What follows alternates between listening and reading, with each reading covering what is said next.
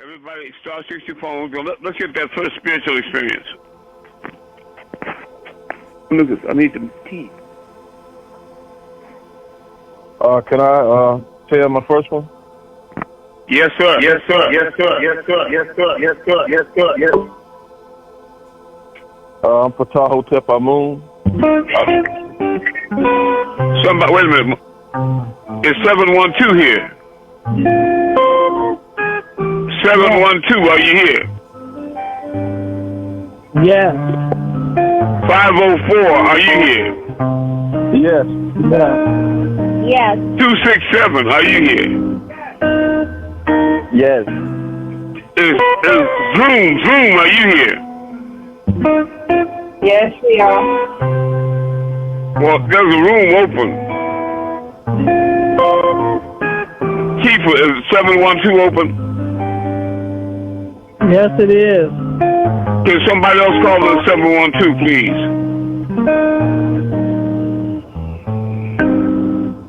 I'm already in 2 rooms. I can't do it. Amun Patah, can you call in the 712 also? I'm in 712 and 504. Okay, but I need somebody else to call in 712 too, so the line will be open on both ends. Yeah, thank you. All right, I'm sorry, son. Now, your spiritual experience was? Yes, how you doing today? I'm doing great to hear your vibration. Oh, thank you. Well, this is Patahotep Amun. I'm calling about my experience I had. Me and my mom, we got initiated in the master son, Ibrahim, had a group that we went in, was a Holy Tents of Murdoch, which is a spinoff with ancient Mr. Melchizedek, which is the House of Hu. We did a chat. We was doing a chat. We had to dress up in all white. And we was doing we were doing the chat, and it was like daylight outside. I mean, it was shining real good. We were having a class, whatever, and Noble Boda, older Boda was there. It was a lot of us in the room, and we was in a circle, and we having class and whatever. So we started chatting. It had got dark. As we started chatting, the room lit up like the sun was in the room. I mean, it was like a bright all the way around. It was so bright, and it was jet black outside. It's like the sun was in the room with us. I mean, it was like big, and we seen like it was like light beam was around us too when we was doing the chat. And as we left the class and went home, we found out the next day, which was Sunday, that while we was doing the chat, the news media said a mountain came up out the ground. So we had made we all talked about it, had made a mountain appear out of the ground by us saying that chat. It was a strong chat. Mama, you remember that? Yes. Yes, I do. Well, things like that really happen around there, that's for sure. Yes. I'm glad to hear that. I'm encouraged by it. I'd like to hear more from you. Rahul Bad. You say you had another experience too. Yes. My other experience was me and my mom was in Covington at the bookstore, All Odds Either bookstore, AEO bookstore in Covington, and it was like one Saturday night. Me and my mom, and I don't know if you know this guy named Daweed. His name is Christopher Mars. He was in Ansar Allah community. Yeah. He grew up in there. Yeah, me, him, and my mom was in a triangle shape, and we was doing a chat around a green candle one night, and it had been storming. It was storming outside, and we was doing our chat. So the next class, a guy came in, which the next Saturday came in and talked about it. He seen 3 people chatting around a candle, and it was me and my mom. He had seen us, and we chatting around the candle. He had seen us chatting. He told us he didn't know who it was, but we let him know that was us doing that chat. So that was amazing that had happened. All right. You and your mother evidently very spiritual beings. Kufu, are you here? Kufu, are you here? I am. Okay. Sure. All right. So there's 2 people in Zoom. All right. Who has that next spiritual experience they'd like to share with us? I got one. There's 6 people. Okay, go ahead. Go ahead. Go ahead, the spiritual experience. Yeah, this is hard. When I do Rahubat. I do Lyft on the side. For those that don't know what that is, like Uber.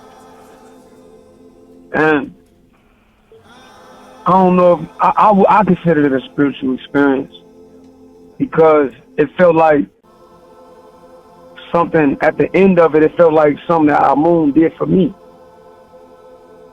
I was driving and I picked up this brother that worked at an Amazon warehouse. And he got in my car. He was super distraught. Like, I mean, red hot. Ticked off. But you can feel the pain in his voice. And he talking to me. Well, he really was talking to himself at first. But, you know, I interjected like, hey, man, you all right? Like, you good? And he basically explained that this brother that he worked with was trying to embarrass him in front of everyone at the warehouse, threatening him physically. You know, this guy's a smaller guy, real short. Not saying that matters, but he was saying that the guy was real tall. I'm sorry? I said, no, David and Goliath was a lesson from that. Right. So, but he was explaining the story to me, and he said that this brother was trying to harm him. He said he don't want to lose his job because he got a lot going on, and he don't want to get into a physical altercation and lose his job.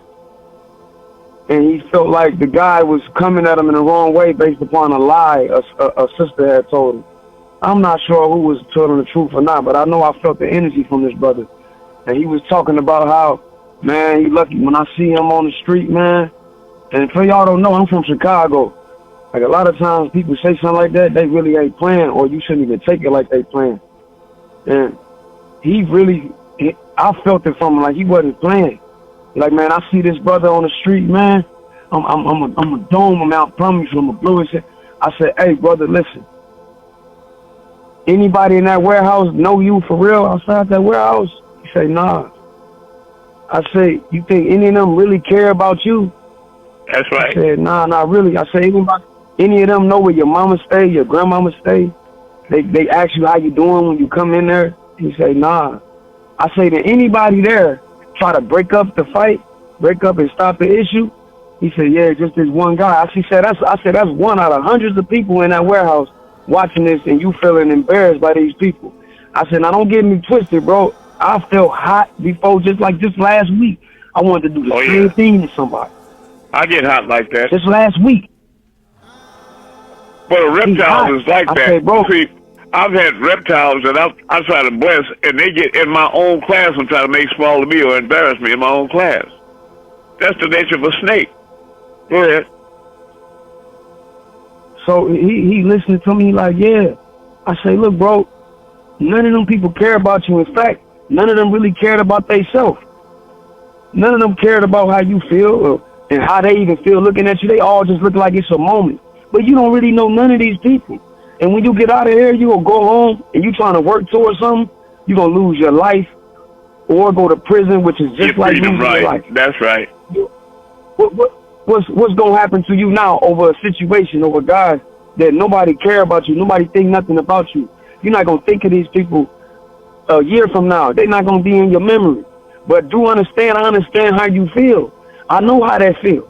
Trust me, bro. That's right. I know. He said, man, you know what? That just made me feel way better, man. Like, I wasn't expecting that. I said, yeah, man. So we got to talk about some knowledge. And by the end of the conversation, I gave him the number to the class. I gave him my number. I said, man, come to class. You want to hear some real spiritual stuff? Because after that, we start getting into some spiritual things. He started talking about some gang information. I started talking about some gang stuff, and I started talking about how all that stuff really came from some religious stuff. And it got real deep. And come to find out, the brother's a real deep brother. Right. And I gave him the number to the class. He probably at work right now, but I said, okay, if you work at this time during the weekdays, call in on Sunday. He told me he going to call in. Well, bless your soul, man. You're doing your job, getting them here. And that's right. You know, I'll give you an example of how people lose perspective A woman come home. Now, she's really in love with her husband. I mean, got the house for him. She really, man, she care about this brother. She come home early from work, and he in bed with another woman in her bed. And now she lose it and kill this nigga. You understand? Now, when the trial is through, she can't plead insanity because she made a distinction between the woman and the man, where that she should have killed them both to have a better chance to say it was insanity. But anyway, she gets life in penitentiary. Now here, you done killed this man because he was cheating with a woman, and now you locked up from every man on earth for the rest of your life. How smart is that? You could have turned around and left that nigga there, got him out of your life, and you had a whole planet full of men to enjoy and be with. You follow what I'm saying? Understand. That's right. But sometimes people, madness is a word that they use to denote insanity. But what madness is actually anger. When somebody's so mad, they lose control. They're literally beside themselves with anger, and they lose control of their emotions. And they call that madness. It is madness. Nigga, that mad. But that's a good point to make, Har. And I really love you brothers coming forth with these spiritual experiences. Anybody else have a spiritual experience they'd like to share? Yes, this is Obi, Hotep Abu's brother. All right. I am 81 years old. I had an experience not too long ago that I had a dream because I got so much love and so much I say it's full of love for our master teacher, Malachi Z. York. Right, we all do. I don't think I was asleep. I believe I was just, you ever see yourself daydreaming, but you thought you were asleep, but you wasn't asleep. Uh-huh. And I had moved. Roll back. And I moved in another house, and the house that I moved in was up above the master teacher. And when I walked out, I said, let me walk out here and see how I love to go out and look around and see, trees or flowers or grass or whatever, see how pretty it is outside. Right. And I looked down a little bit, down like a hill, and it was two young couple there. It was a male and female, and it looked like they might have been married or something, brothers or sisters or something. They was close together. And I sometimes told me to keep looking at the front door. And I looked at the front door, and all of a sudden the master teacher stepped There out. it is. Oh, it lit my heart up. I mean, I don't know where I came out of the dream or where I came back to reality or what, but it just... To this reality, yeah. And it's overwhelmed my heart so much that I just started crying. Right. Well, I know how that feel. I know that feeling. I know when he first asked me to move to Georgia, I was living in New Orleans. Well, I follow him everywhere he goes. I was in California, then I went to New Orleans, then he told me to move to Georgia. And I still had the trucks out there, the big giant trucks, and I moved here with 13 people. So I was in the house that I bought, the property. I was in the bedroom sleep, and I got up that morning because he wanted me to come to the land. And I got up to walk to the bathroom, and in the kitchen, in the corner, I saw him dressed in black, like an Indian, in the Indian garb, and he was pointing his finger, arguing at somebody I couldn't see, or talking strong to somebody, pointing his finger that I couldn't see. I was standing up there watching him until I couldn't. I told him, I said, wait, brother, I can't hear you. I got to go to the bathroom. I'll be right back. I go to the bathroom. I come back, and he's gone. He's not there anymore. So I took my bath, and we all got on the trucks and cars, and we tailgated out to Tamaray. When I got there, they stopped me at the gate and said,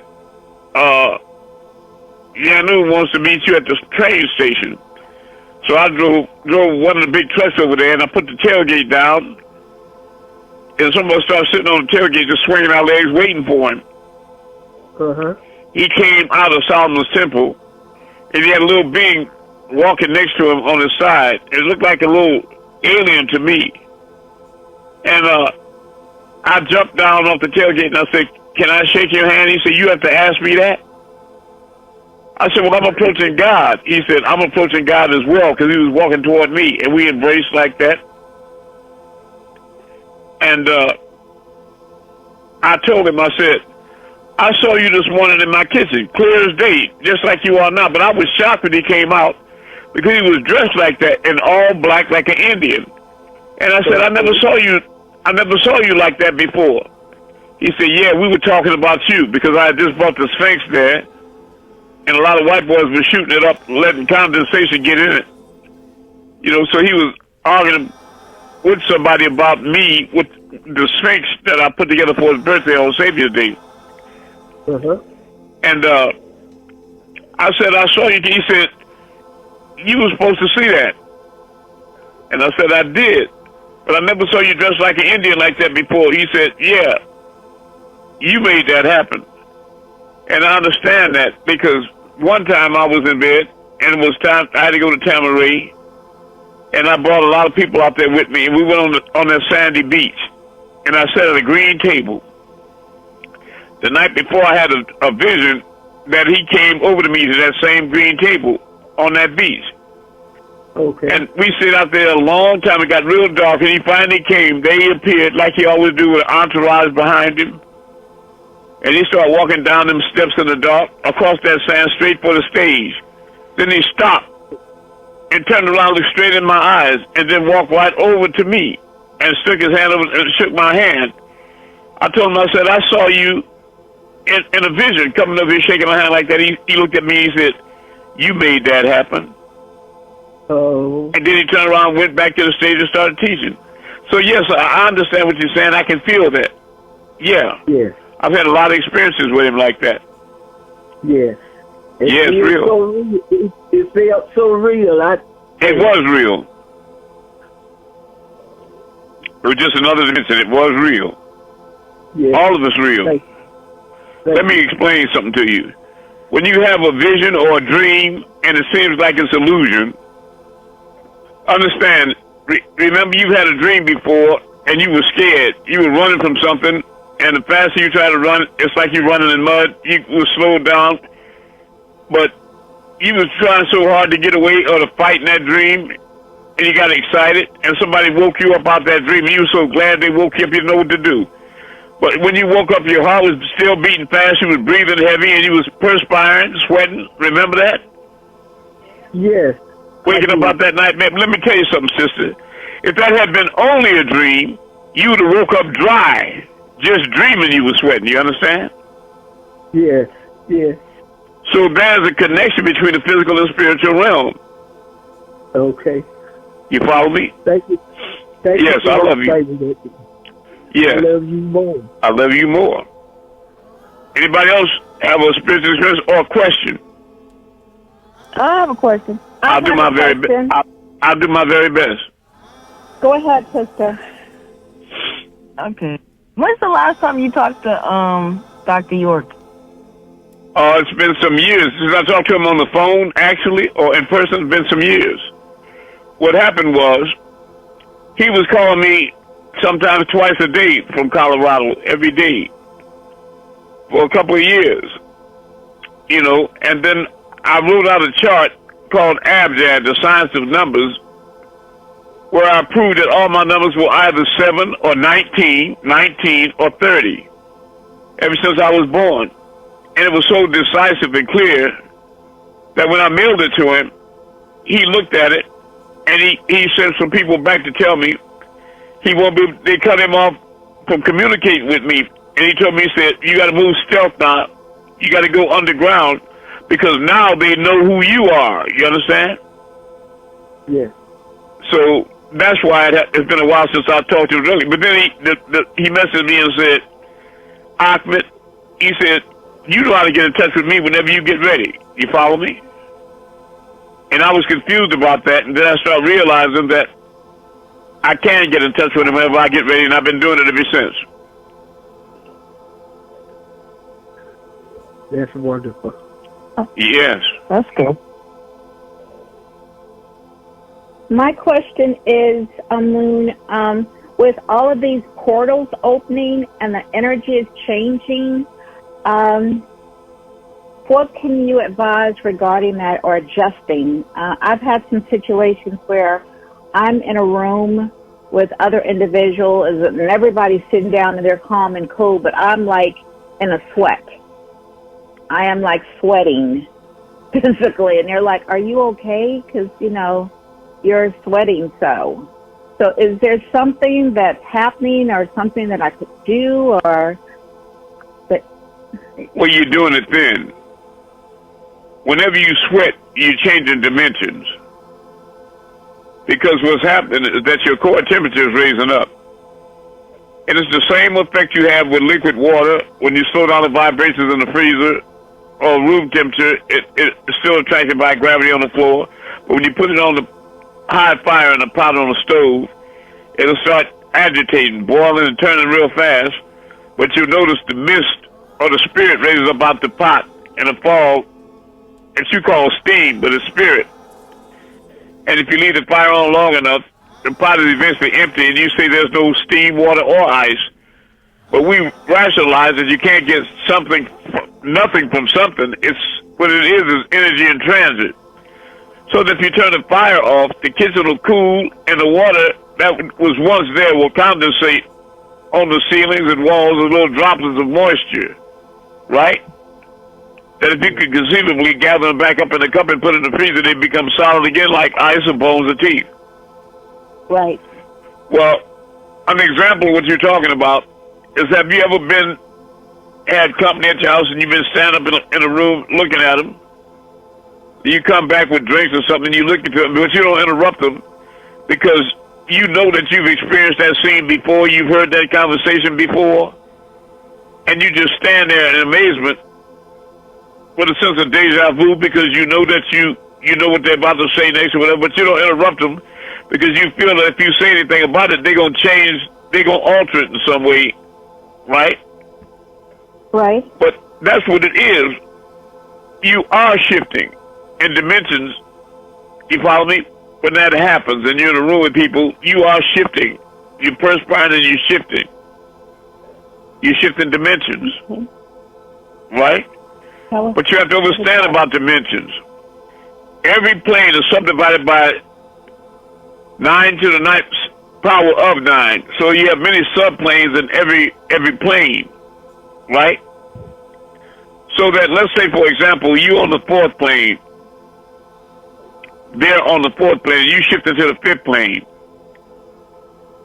If they're at the very top end of the 4th plane, at the highest subplane of the 4th plane, and you just shifted over to the 5th plane, and you existed on the very lowest vibratory subplane of the 5th plane, you're still basically in the same place. You hear what I'm saying? Sure. So it's not like they become invisible to you or you become invisible to them. There's not enough separation and vibration. You follow me? Sure. So that's what happened. You was right on that point right there where you was shifting, but you hadn't totally shifted out of their perception, nor did they get left behind out of your perception. You follow me? Sure. But you are shifting higher, and that's a wonderful thing. How is Hot Messiah? I love you. I love you all. I have a question. I'll do my best. So when you just said, when you shift to different planes, and you kind of you become invisible to other people, and other people become invisible to you when you're like in two different planes. Yeah, when you deep into it, right? Exactly. Because there's always an interim spot. For example, a lot of you have witnessed seeing UFOs in the sky, in a clear blue sky before. But before it manifests, you saw a white cloud. Anybody remember that? Seeing a white cloud, and then next thing you look, it was a metallic craft. There was an actual craft there. Have anybody witnessed that before? Yes, I have. Right. And Malachi wrote a book on that called Mystery Clouds. Well, when something is a white cloud, that's something in the etheric realm or on another plane completely invisible to you. It can't be picked up by your perception. That's shifting into this reality. And they appear at first coming out of that etheric realm as a mist or like a ghost station, a cloud, a white mist. And they lower their vibrations even more, and they take on the magnetic grid here and become solid, actual and time-bound right in front of your face. That's an example of being right in between realms. You follow what I mean? It's not like you jump. It's not like you jump from the physical realm to the spiritual realm. There's a vortex, a gateway, a porthole that straddles both those realities. You don't just come from spirit and then pop physical, you understand? Mm-hmm. In other words, you won't be vibrating so fast that you're invisible, and then you just pop into the physical plane and they can see you. There's a pause, an interim spot right there where you might just appear to be like a ghost station or a mist. You follow what I mean? Before you totally solidify.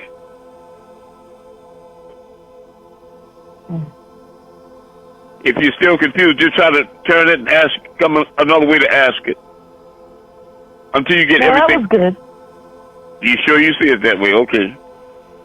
Very good. I like these questions. Next question. I got a question, Amun. Speak up. Enoch, Idris was the one that went to the next realm physical. Will other beings be able to do the same thing? I did the same thing more than once. You said Enoch, Idris, Akhenaten. Okay. Yes, he did. Yes, he did. He was on a physical plane, and the Anunnaki came to him and told him to get ready to be taken up to the heavens. And then he had a day to inform his sons, and etc. That what you speak about in the tablets? Yes. Yes, exactly right. That happened to me more than once. So I'm here to testify to you all that this is all real. It's very, very real. It's not your imagination. Okay. Because the truth is more beautiful than any fantasy you could ever weave. You hear me? Because all that about angels and heaven and all that, that's real. Just don't ever forget that all that about draconians and hell and death and damnation and curses, that's also real. Understand. And I got another question. I'll do my best.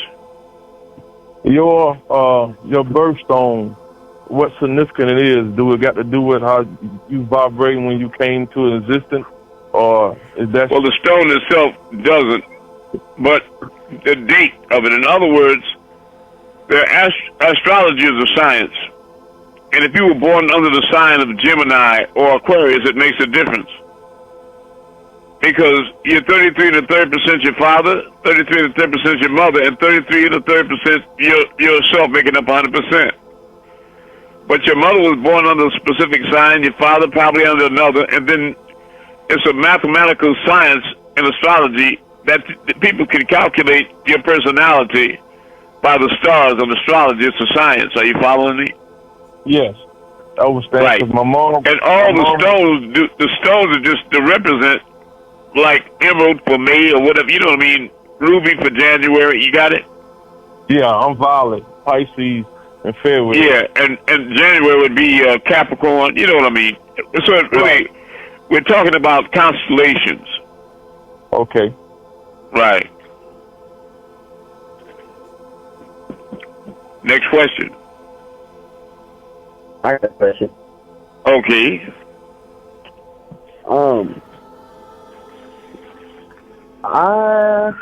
I've been using recently at work, I've been familiarizing myself with ChatGPT, or another. I'm sorry, you've been doing what? Can you speak up, please, son?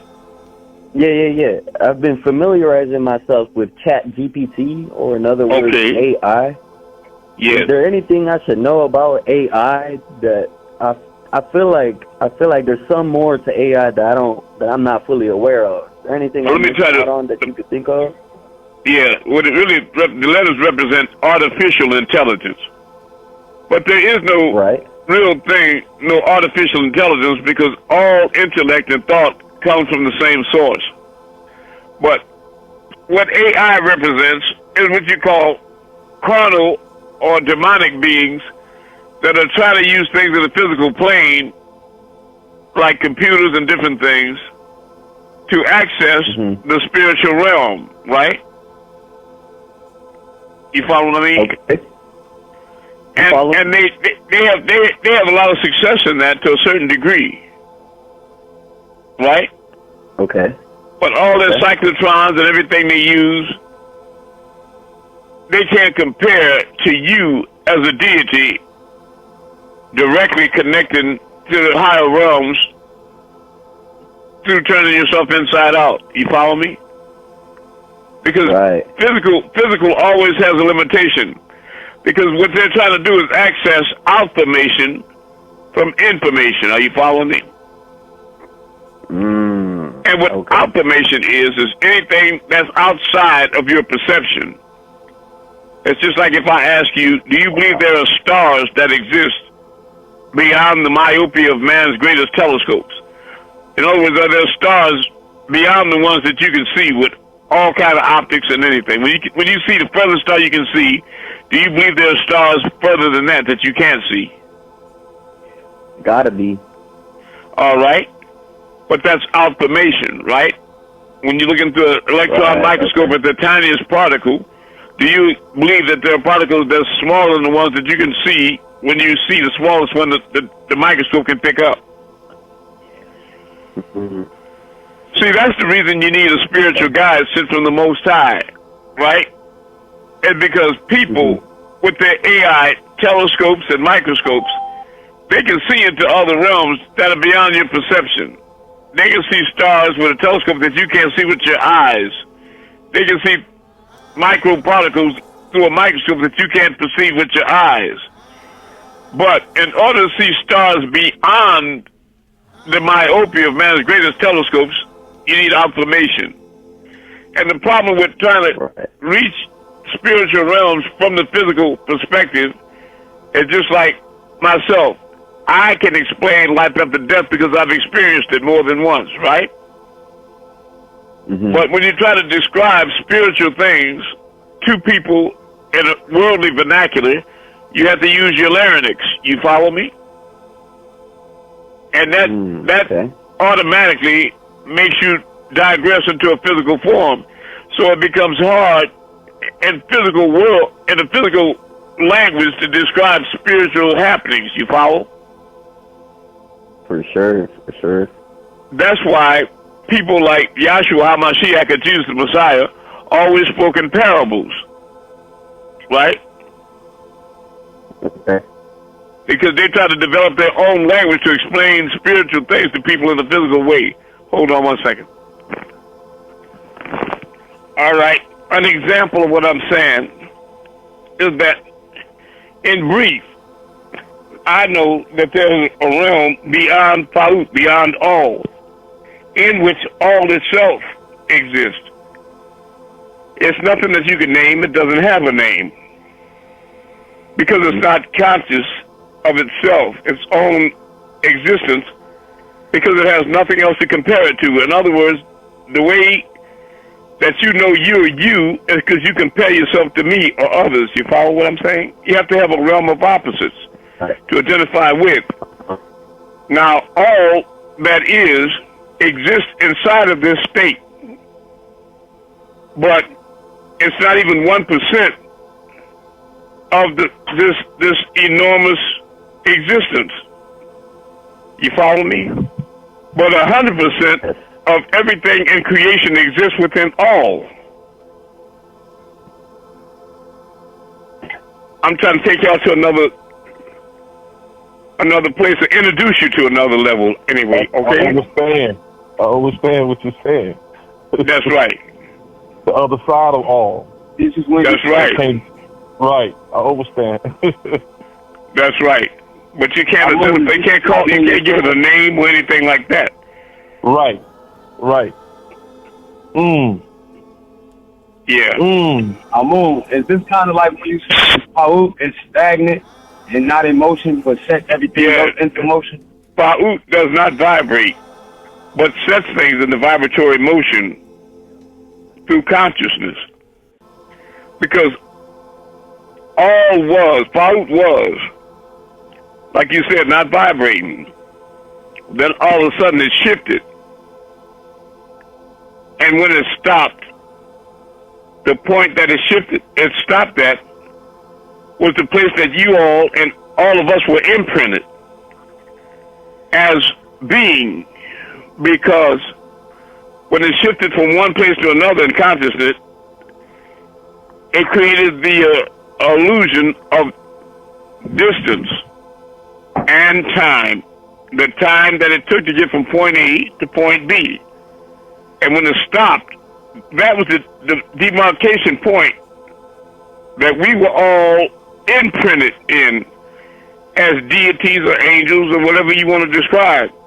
And there, we started spiraling down in consciousness into spirit or soul and eventually into clothier flesh. You follow what I mean? Understand. Right. And that's how it all happened. But we, in order to figure out who we are, had to go through the same process, because we are just duplicates of the same thing. It's only one existence out here.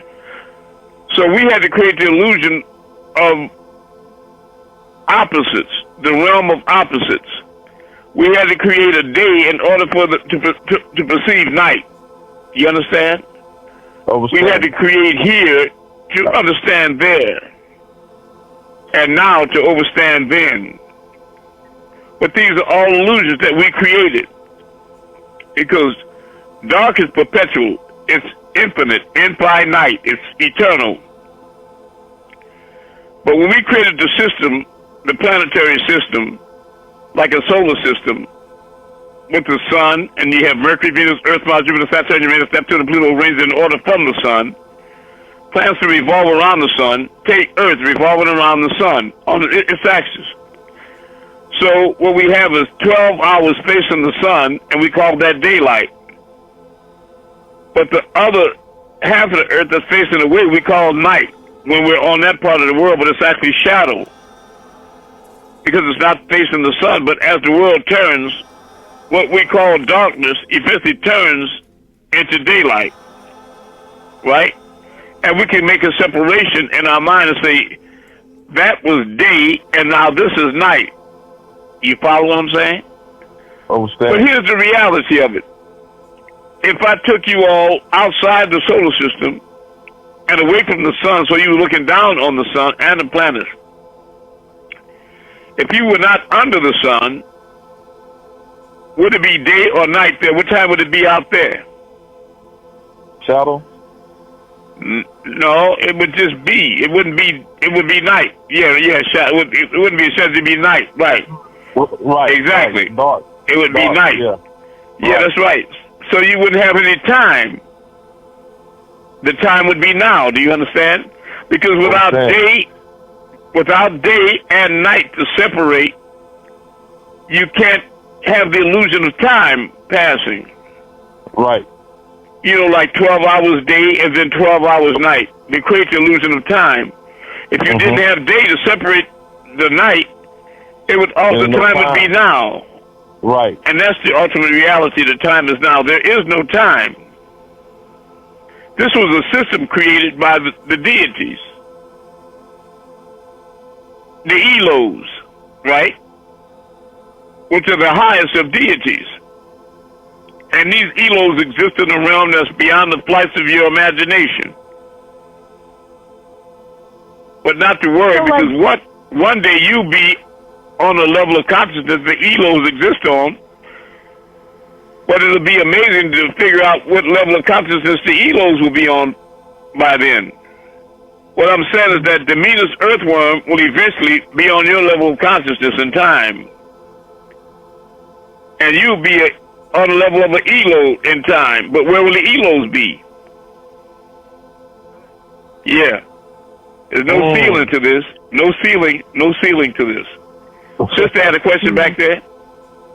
Yeah, I was wondering, is like, since you were just talking about there's like no time, right? Is there like even, like, do we even need sleep necessarily? No. No, you don't. You don't need sleep or food in your original state. But this is not your original state. You are not this body. You are not this situation. You're only watching this happen from above. But there is no time. Time is just like a DVD. You put it in the machine. It's a round disc with a central pin. You play the movie, and that's the beginning of the movie, right? Uh-huh. And then if you fast forward it, won't that be the future? Uh-huh. Yeah. And if you rewind the movie, won't that be the past? Yes. Uh-huh. But in reality, on close analysis, you have a round disc that's just going around and round. It's not going from point A to point B in a linear sense, right? Uh-huh. In other words, it's not. So, It's just going to. Okay. Well, look, they understand. That's why when you look at the clock on the wall, is time going from point A to point B in a linear sense, or is it just going around and around on a central pin in the hand? Around and around. Okay, now I want you to look at, when you look at the solar system, sister, you see the sun in the center of a central pin, and the earth just goes what? Around and around. uh-huh. And it takes you 365 days by your calibration to make one circumambulation. But you calibrate that by 24-hour days, 12 hours a day and 12 hours a night. That's how you're coming up with your time. You follow me? Uh-huh. So a quick question is, when you just said that my higher self is looking at what I'm looking at now. So, like, how am I trying to ask this? So, like, Take your time. So basically, does my higher self kind of already knows, like, Yes. I guess you could, my ending time necessarily? Well, your higher self is you and has no ending time. Oh, but I meant, like, I guess you could say on this Physical plane. Yeah. Okay, you see, you have to look at it like this. Uh-huh. You're a character in a story that you wrote. You follow what I mean? Ooh. That's right. Yeah. So if you like Becky and Tom Sawyer, and you create the illusion of trees and water and all these different things in the little house and Aunt Becky in your mind, then you project personality down into that character as Becky. You follow me? But she's not really you. It's like the Creator created you in this form and then merely shared by blowing his breath into your nostrils, and thus you became a living soul. You follow? So that's what I was trying to tell the sister before about there's a connection between the spiritual and the physical realm. The characters in the story, although they are fictional, they have an air of reality because you share some of your essence with the character Becky, right? But the problem at the root of the difficulty is at the root of the problem is if you keep identifying with your character or the physical body, this is me. Remember, the character of the story had a beginning and therefore has a what? And That's the answer to your question. You see that? That's the answer to your question, sister. Remember, we are spiritual beings. That's why Father Baba Yanu kept saying you have to learn to turn yourself inside out. And I added, in your perspective of who and what you are. what you are. Okay. You have to identify yourself with the deity inside of you rather than the reflection that you see in the mirror. Understand. So, Do you kind of find that when you like meditating? I'm sorry. It depends on what you're meditating on. Okay. So we existed in the void, then we were imprinted? Say it again. We existed in the void, then we were imprinted? Okay. Yep. You're beyond the event horizon. You are Faout. Just in a definite article, from a physical perspective, they call you the all. But when you were from your long home on a loftier perch, you were all.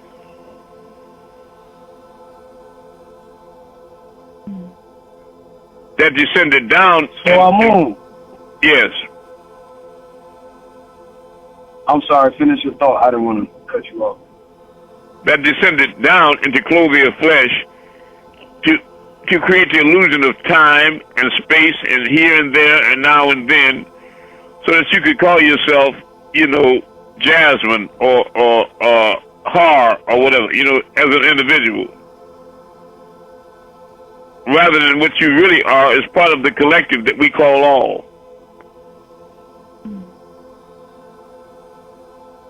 Look, let's look at it like this. You take the tip of your finger, sister. If you could look at a high-powered microscope, you can see the cells inside of your finger and even little orbs like electrons and on and on, right?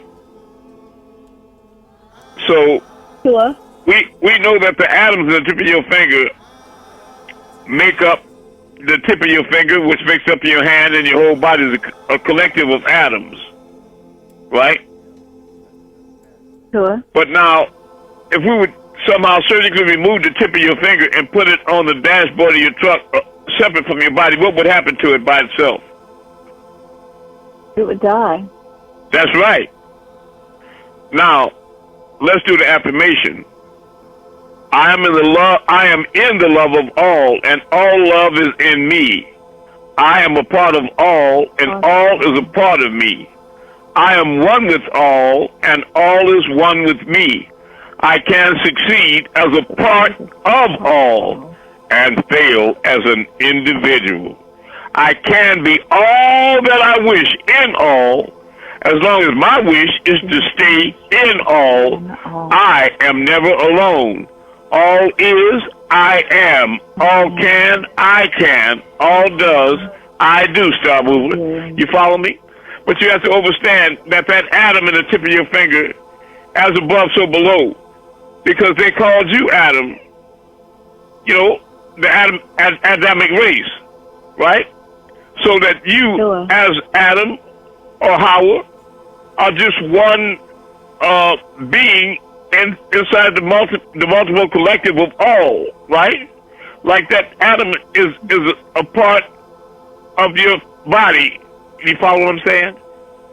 So as long as that tip of that finger is one with you, it'll have life. But as an individual, it'll die. Now you, as Adam or Eve, as long as you stay in all and are one with all, you'll survive. And you can do everything that God does eventually. But if you separate mentally like a reptile, you understand? Then death and hell are realities to you. You follow me?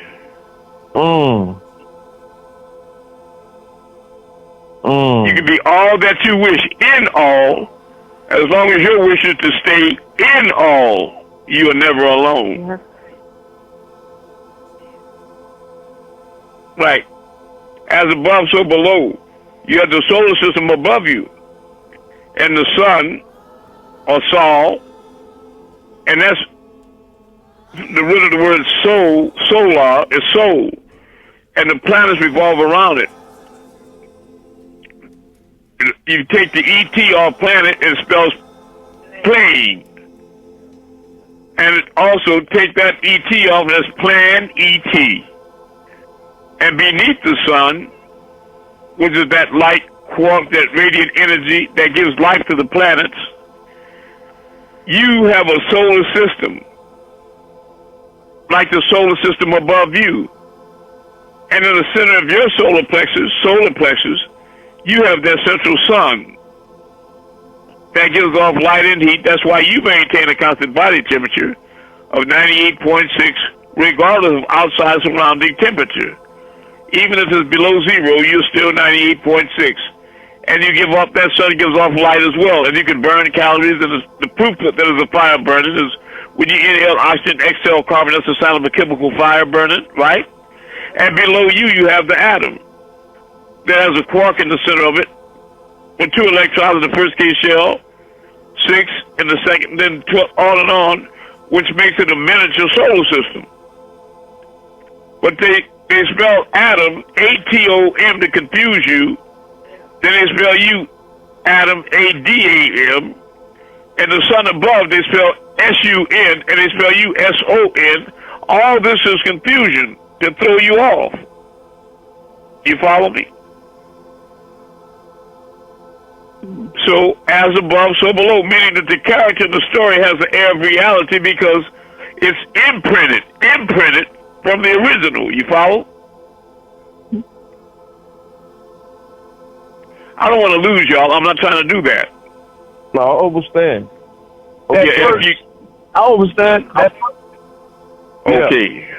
But I need everybody to understand. Go ahead. Okay. Sure. That's why So I that encourage you to first ask imprint, questions. Yes. That first imprint, or that first vibration that was sent to vibratory motion, would that be Om or Amun? Yes. Yes. Okay. Now, since that is let the me first explain. imprint, Let me interject and make it clear for you. That Om is the universal vibration. Okay. That's the universal vibration of the universe, right? Because, repeat, say the word universe. Universe. Okay.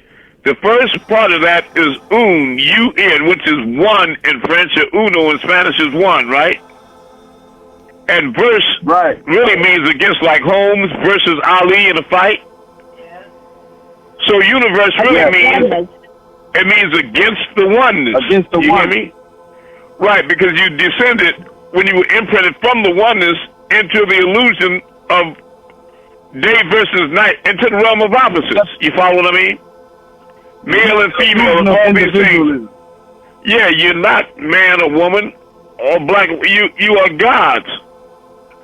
You're a spiritual being having a physical experience. But like Edelsites, you become trapped in the mud of your own flesh. In other words, the story you creating as Becky and Tom Sawyer became so real to you that you begin to believe that you are this Becky. Or her, or whatever, you know. But you're not that body. You're not that situation. You only watch that happen from above. Come on up here. And I'm here to pull you all up in consciousness so you can reconnect with the immortal, eternal you. Yeah, I just want to ask you a question. So, go ahead, brother. Yeah, I was finna ask, I'm glad you brought that word up, like you read my mind. I was finna ask you, what's the difference between consciousness? Synchronicity. Okay. and knowledge. What's the difference between consciousness and knowledge? Knowledge is an expression of consciousness. Okay. An example of consciousness, like I said, is if you have a chimpanzee and it's not conscious of who or what it is, and you put it outside with a full-length mirror against a tree, and it sees its image in the mirror, and everything that the chimpanzee does, the image in the mirror imitates it. And it makes the monkey hostile. She starts getting mad at this thing. Monkey see monkey always imitating me, right? So she starts showing her teeth and getting combative, and eventually she runs behind the mirror to see if she can catch this fool, right? Right. But the very morning you walk outside and you see her sitting in front of the mirror and she's grooming herself, picking the fleas off and combing her hair and this, that, and the other, then you say, oh, you got it. Now you understand. You are God. In other words, the image in the mirror is you. You follow me? Understand. There's no such thing as opposites or separation. Right. The day I can get y'all to recognize that you are the creator and not the creation, that's the day we all win. the key. That's the key. Yeah. Right. Because we don't think we not. We don't think we are. We not. Not a xenocytes, no. You're a forgetful being. You just forgot. Right. So what I'm teaching you is things that you already knew previously, but have forgotten by time. Understand. I'm a reminder. Is a better way to put it.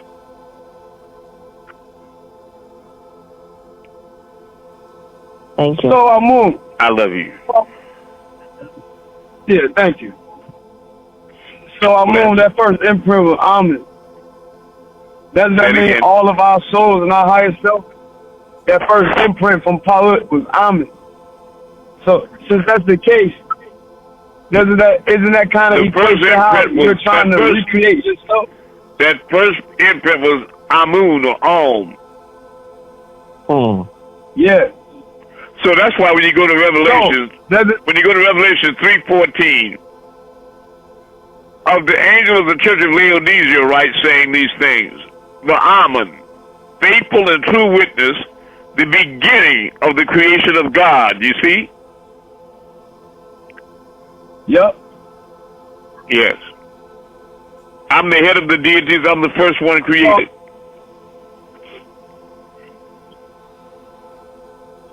So you trying to make us like you, right? I'm trying to make you all remember you are like me.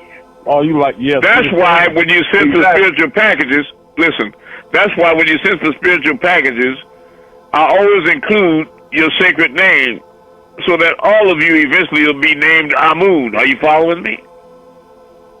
So that when we move a star, for example, at night, we do it in the name of Amun. I want y'all to know that we're doing it as a collective. Because I don't want to be a central figure that's charismatic to a group or a leader. I don't need followers. I want you all to walk with me. You follow me? There is no big or small in the eye of all. There's no big or small in the eye of all. Understand. All of you can do what I do. It's just like this.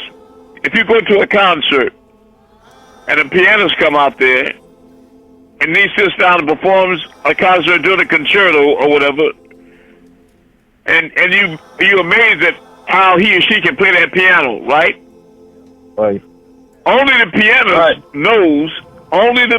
knows that every one of you have the potential to do what he or she is doing. Understand. You follow me? But they learned how to play the piano. You understand? Understand.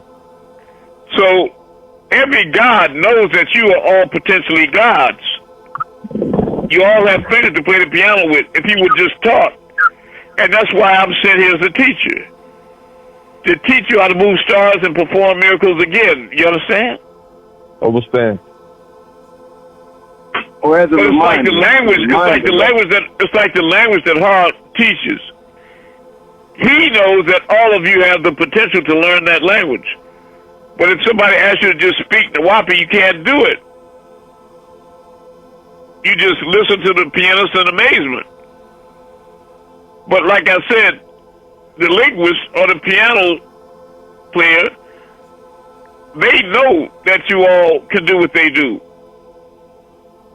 I'm a Messiah, the Messiah, and I know that you all can do what I do. Because we all are one. The ultimate reality is there is no you and me. Rahubat. There is no you and me, or now and then, or here and there. There is no us without you. Spell it. Spell us. There is no us without you. U.S. I see that. The devil thinks everybody's an individual. He got to get his, and he's doing this. You know what I mean? You follow what I'm saying? True. But certainly you were heedless of it, but today we are trying to remove from you your veil so your sight will be sharp. But the devil has scales on his eyes. He can't see anything. But he thinks he can see everything. You follow me? Follow. Except there's no such thing as things. So if the devil knows everything, he knows nothing. Nothing. Because there's no such thing as things. That's right. He knows everything about nothing. Wow. Sound like a smart dummy, don't it? Exactly. A smart dummy. Yeah, smart dummy. He knows everything about nothing substantial, nothing real.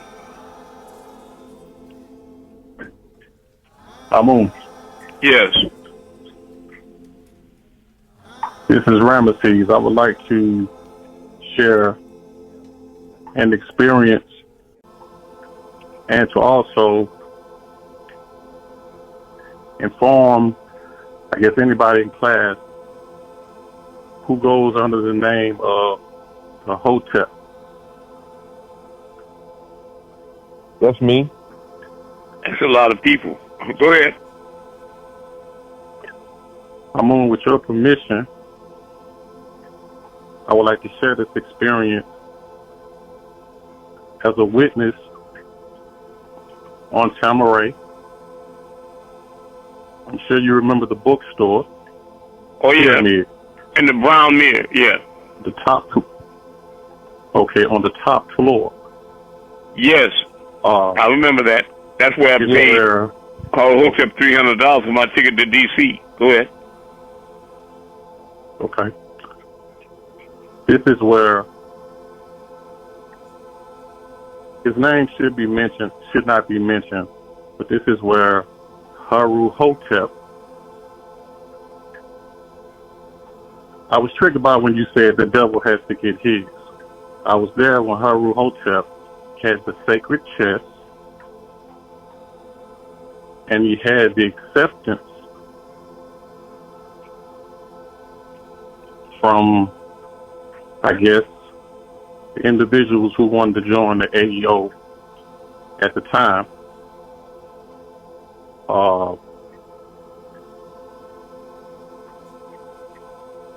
Abanubi Ruka Batar was already gone at that time.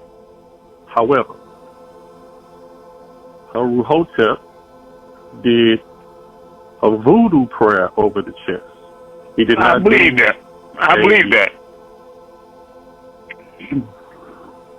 He did not do a ancient ancestor. He did nothing that we were being taught that was positive. He used something, I guess, that was from his people. Haru Hotep was a devil and still is. That's why I said I was triggered when he said the devil has to get his, because I was one of the ones that challenged him about what he was doing. And his response was that he had to get his. So, I would just like to say, for the ones who have ancient Egyptian order acceptance with the name Hotep at the end, I'm a witness to your acceptance being accepted under voodoo rites. Well, they don't have their name changed to Amun. So you saying everybody who named Imhotep at the end of their name is a devil, brother? Is that what you're saying? You see, the way I look at that too is that I know Haru Hotep is a devil, but it depends a lot on the energy coming from the people he's initiating. Because if they're not devils and they see it in a righteous and holy way, that will be their experience. You follow what I mean?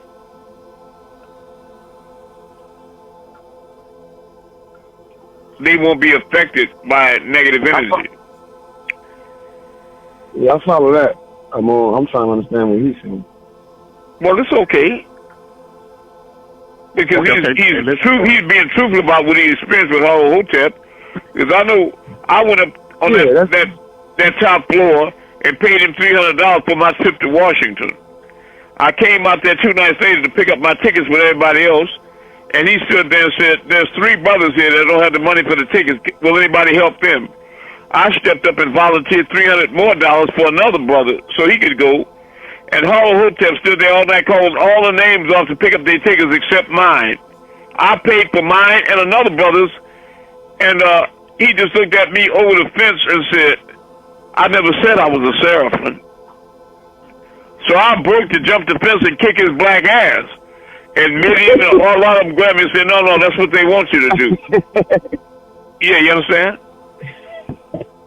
Yeah. Yeah, I understand how. I never said I was a seraphim. Nigga, please. I understand that. Yeah. But you saying, brother, everybody ain't Imhotep is a devil. I gotta disagree with you, bro. Because my whole name is. No, he didn't say they were devil. He didn't say they were devil. He said that they were initiated under Amun-Rayay. Yeah. Not that they're devils, but they were initiated by a devil. If they came in under Hotep. But a lot of you all were initiated into AEO through the mail and different things like that. You follow me? So Hotep didn't have nothing to do with everybody.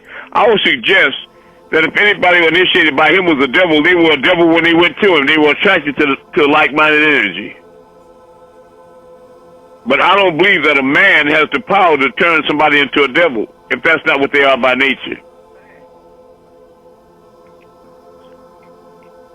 But the point is clear to me. I know Hotep is a devil, just like I know you all are gods.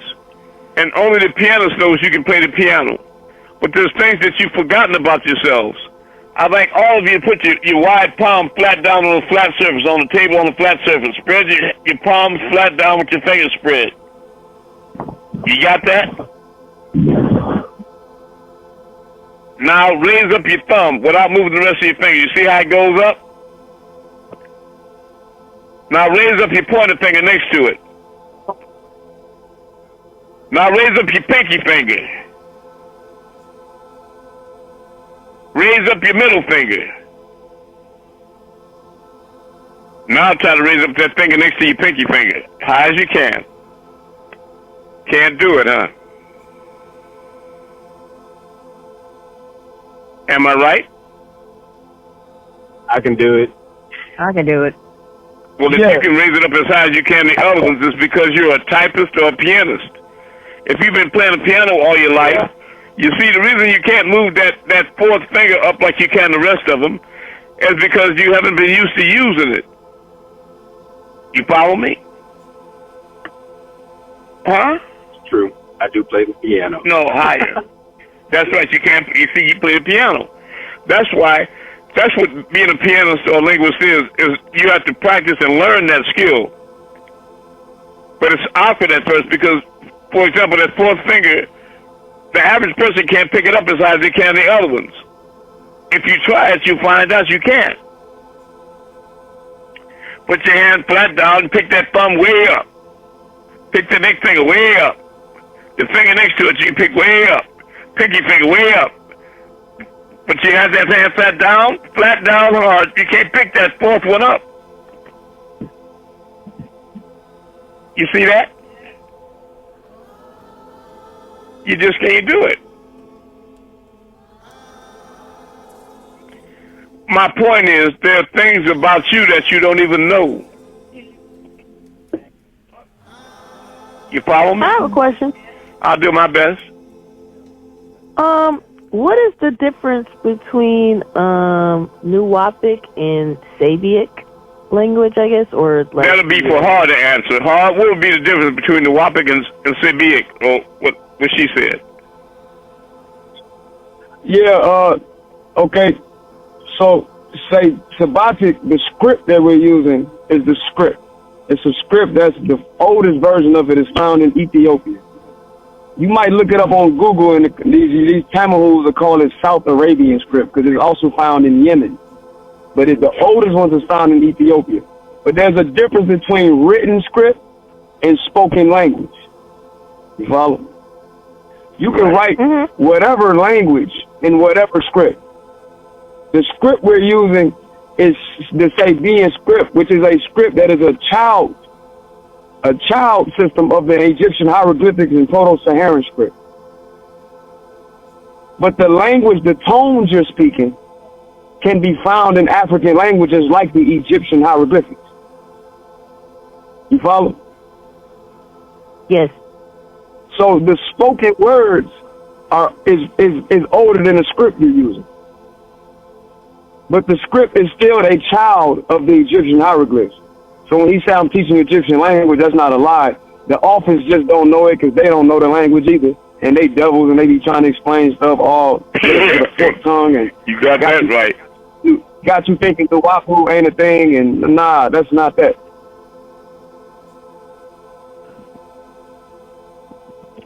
You know, to answer your question, it's not. Some things confuse me too.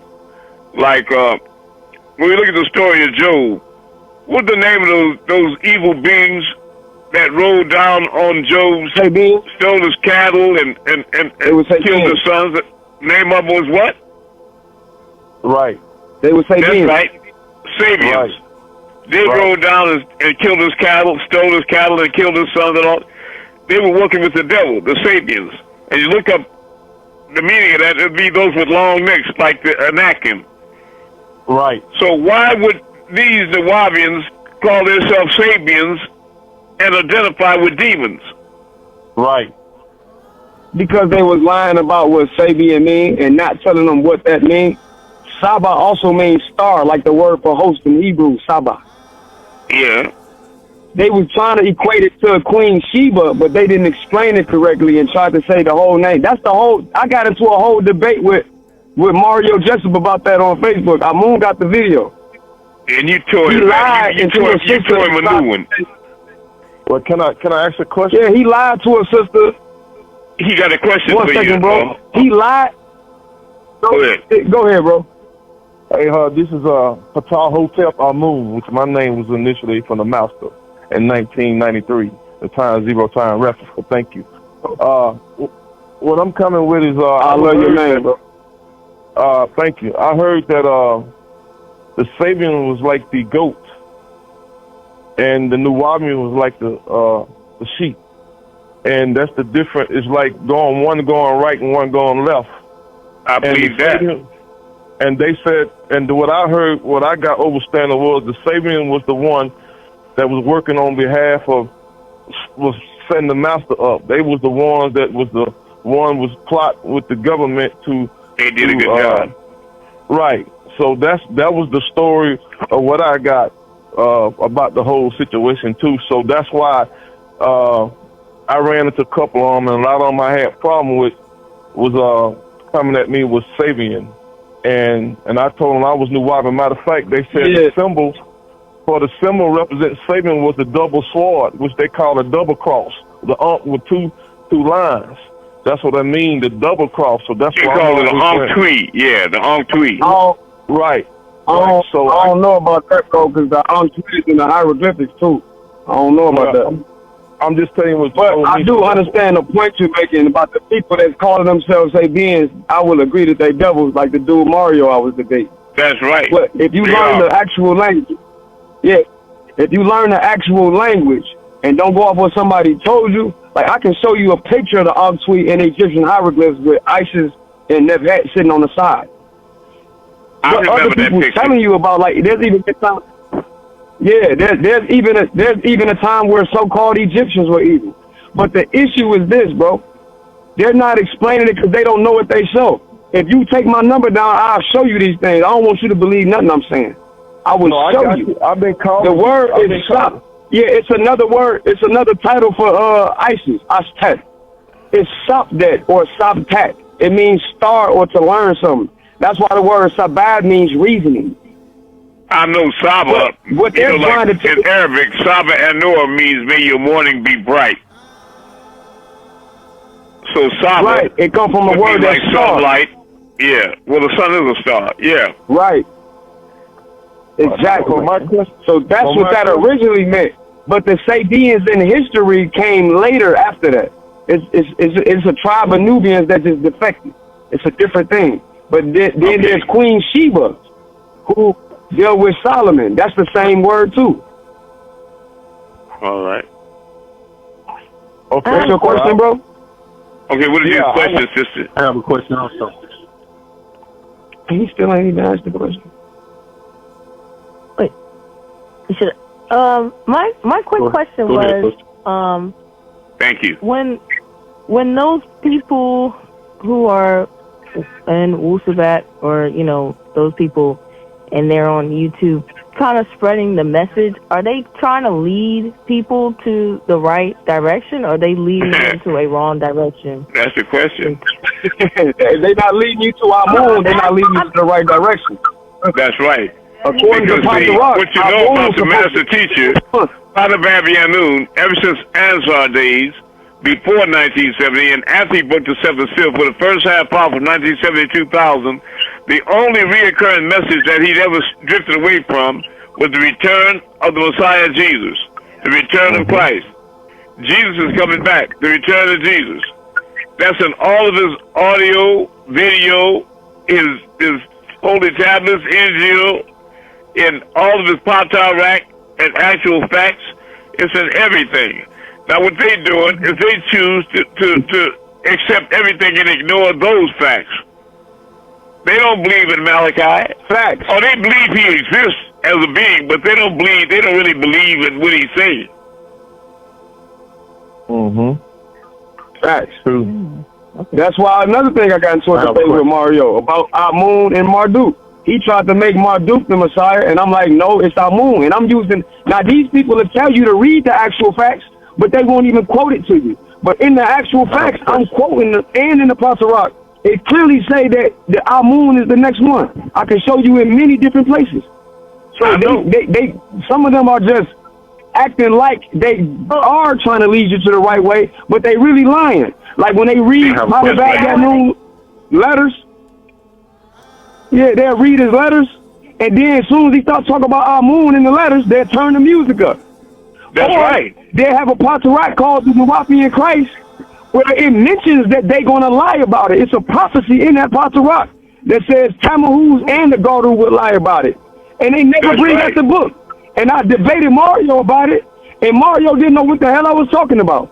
They don't actually know this stuff, bro. They just trying to confuse you. That's right. They are, like Malachi said at the Athens ball, you Nawabians are those fallen angels. He knows there's segments of fallen angels in this organization, but they're fallen. They're devils in every organization. In Christianity and Islam and Buddhism, there's devils in the earth cast, because earth is a penitentiary for wayward angels. They were all cast down off the sun cycle to earth. This is where the devils are. Is that why they say to stop reading like the old books or something like that? Yeah, but let me show you the logic in that. They say don't read the, let me explain. They say don't read the holy tablets and all this, because they say they're outdated, right, sister? Right? Yes, sir. Okay, but with all the Pataraks and actual facts, they quote scriptures from the King James Bible. Am I right? That's right. The Patarak and actual facts is full of the King James Bible. Well, the King James Bible, that version of it, came out in 1611, over 400 years ago. The Holy Tablets came out in 1997. Now, you tell me which one is outdated. The Bible. But then they won't. They also don't mention the fact that the Patarak. So that means Patarak and Tarak. It don't make no sense. The Patarak also quotes the Holy Tablets, and they don't tell you that. I have a question, Amun. It's true.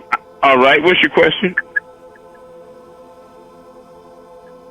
All right, let's take this into consideration. We're dealing with Haru Hotep again. Now, once again, witnessing. I'm just going to state this Sabian doctrine. I was there when Haru was teaching and writing books on Sabian doctrine. Now, would be to you, Amun, considering what you have taught us, because the brother just preaching to the choir about teaching us to bear witness to Amun. Okay? What would you teach us of these Sabians? I wouldn't. Okay. I wouldn't. I would sit here. Let me explain. I can show you in the tablets and all through the scriptures that I was sent on my own mission. I was sent here by Elion on a mission, and Father Babianu Malachi was sent here on a mission. His mission was completed in the year 2000. From 1970 to 2000 was the first half hour. My time to rule is from 2000 to 2030. That's my mission. But I say that everybody sent from Ilion El is like a stair step. Just like Elijah Muhammad was before Malachi. And he taught brothers and sisters how to clean themselves up, stop prostituting, stop being pimps, and stop shooting heroin and getting drunk and eating pork. And that was a very necessary part of it. Then when he got finished with his mission, he told everybody to go to the man with the letter lamb. He was talking about Malachi. And Malachi did his mission to raise you up even further. And when his mission was through in 2000, he told y'all, go to Amun. He keep writing that I was sent here merely to prepare the way for the real Messiah. And as far as whether he's the Messiah, calling himself by different name, Murdoch and this, that, and the other, he told you with his own mouth more than one time, look at me, look at my face. I am not the Messiah. Don't do that to me. I told y'all I am not the Messiah. I am not the beloved Jesus the Messiah. Don't do that to me. I never said that. That is a fact. So why do they keep pretending like he is? Because they don't want the next level of information to come to you all, the final level that's going to get you out of here and back transformed into the real deity that you are. Because all these religious doctrines, before they're like Elijah Muhammad, they have people worshiping beings out there. You follow me? But this final mission of mine is to prove you with the final step that the deity that you've been searching for is you. You have to climb up on your own intellect and pull the mask off the face of God, and wonder of wonders, it's you.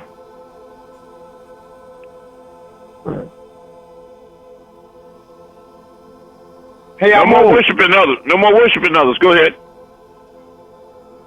May I ask the brother a question? Sure. Hey, brother, what's your name? I want to address you by your name. I don't want to be rude. My name is Hart. Which brother you talking about? Ramesses. Nope. The brother that was talking about the Sabian stuff. Ramesses? Okay, peace, bro.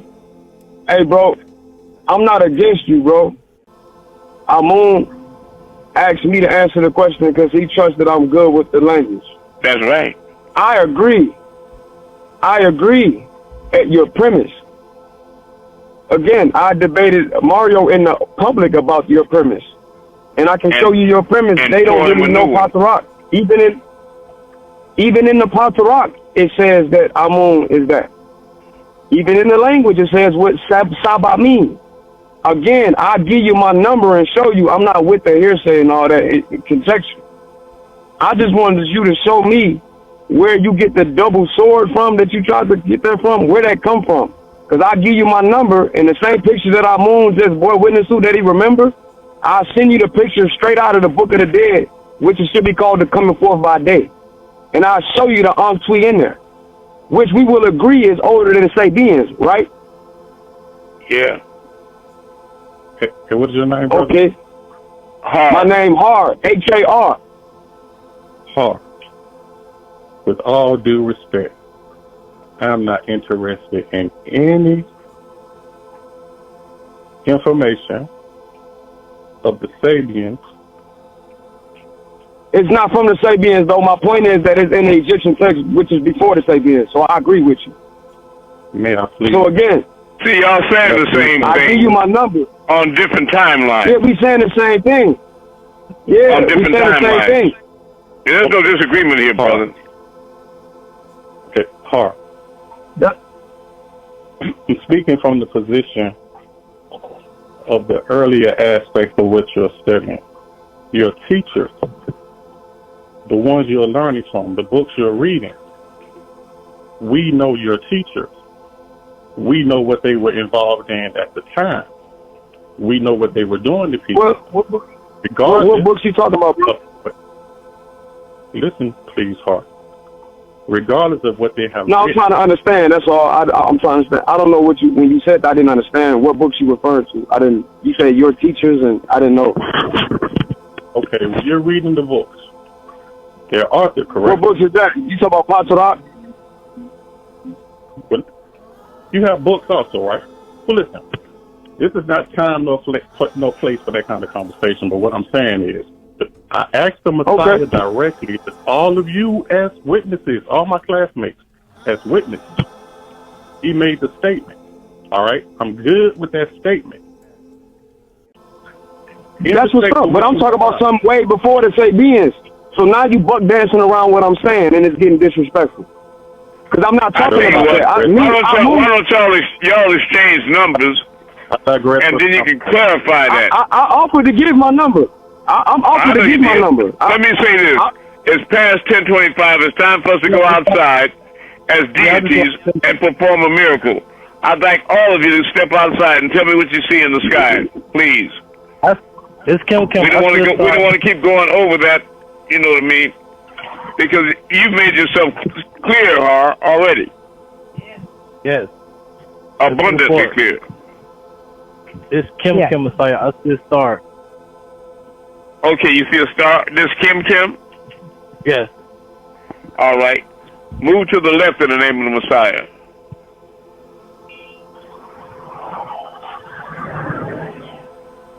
It's moving left. All right. Now go in a clockwise circle in the name of Amun-Rayay. And it's going clockwise. Are you speak, Messiah? All right. Now come closer to him in the name of the Messiah. I'm closer. Come close. Coming close. Yeah, now go back out in the name of Amun-Rayay. Come back out. All right. Next person. Thank you, Messiah. I love you. I love you. How about the brother Ramesses? What do you see in the sky?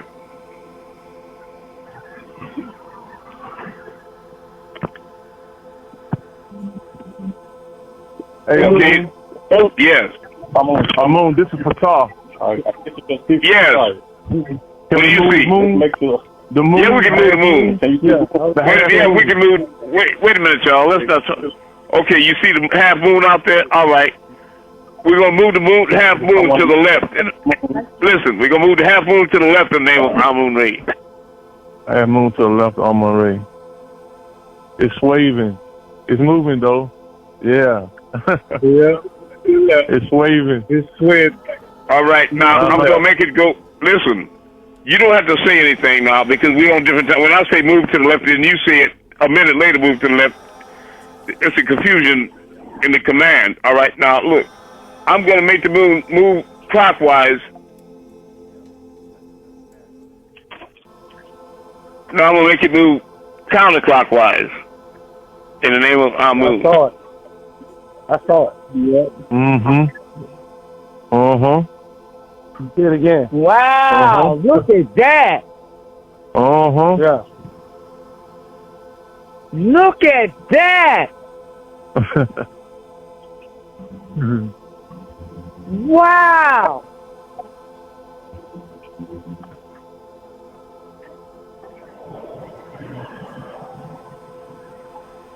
Oh, I'm getting goosebumps. Now I'll tell y'all, my spiritual experience is that I was leading a lot of you all south toward Las Vegas, but I started moving the moon and making it crash down to the earth on all the wicked and evil people, on the devils, and I started sending down blessings on all the righteous, sending down blessings on all the righteous. All right, is your mother here, Amun? Yeah, Mom, you still there? Yes, but I'm not on the outside. She said she's not on the outside? That's strange. No, I'm not on the outside. Okay. Anybody here from London? Bit cloudy this side. Okay. Who's going to be the one more person to move south? What you got in Texas? Not me. Huh? It's overcast here. All right. Move the whole creation. Can I move the whole creation? Yes, I can. Nuka. All right. Nuka's outside. Plain as day. All right. The whole creation is going to swing to the left in the name of Messiah Amun-Rayay. It's going left. It's going left. Moving left. Wow, look at the moon. Now, all creation, raise up in the name of Amun-Rayay. We are raising up. Going fast. Yep. Now, drop down the name of Messiah. Drop down the name of Amun-Rayay. Look at the moon. That's what I saw. I'll make the moon a lot brighter, too. Now I'm going to make the moon... Down. Look at the moon. Yeah, it'll drop down to the earth. I saw it in the vision. Oh, my Now God. raise back up. Moon, raise up. Raising up. Going up. Raise it up. Oh, That's look right. at that. Now go clockwise in the name of Amun-Rayay. Moon, I see It's going clockwise. I see blue color. Woo! Yeah, it got a glass around it. It's got a Yeah, I see the blue color. it got a It's glare. you. Yeah. Yeah, it got a glare around it. Oh, my goodness. That's right. I'm making it I brighter. had to pull over. But look, I love you all, I and can remember see it. that you're not qualified to call yourself gods until you begin to do the things that gods do again. I love you. Amun-Rayay. Write your testimonies, and please post these posts up everywhere. Fill across it with people. If I teach 10 people all this information, revelation from the Most High, you're not doing your job. You're hiding your light under a bushel basket. If you're not mentally lazy and you really respect your Creator and the opportunity that's afforded to you to transform back into a God and sit on an eternal throne, then you will do the work and bring the people to class. Post up these posts in every large group, in every media outlet. Send your testimonies in of what you experienced in class, and know that I love you all more than you could possibly love yourselves. We are all one love. Amun-Rayay.